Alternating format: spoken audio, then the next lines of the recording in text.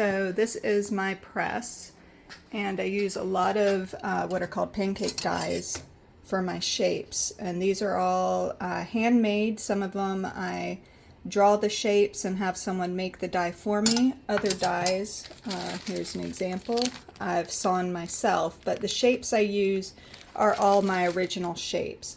And you would take a piece of copper, insert it into the die, and then stamp it out with the press to get the shapes. And so here's some cast-offs. These are little snowmen wearing hats. I just did those yesterday. These would be the flamingos. So you can see all the scrap piles there. My shear. Once I get my shape, I would come over here.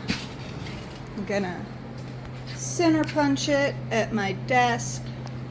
I drill it right here, drill all the holes, clean it up with my jewel tool, and then it's ready for me to enamel. And so we're gonna come back over here. That's my dog Blueberry. And this is my enameling kiln and station. So I'd have it turned off right now, but you get the idea. And these are my wall of colors, or this is my wall of colors, and these are all my samples and jars of enamel. So the glass is powdered, and so it's really fine, kind of like sand.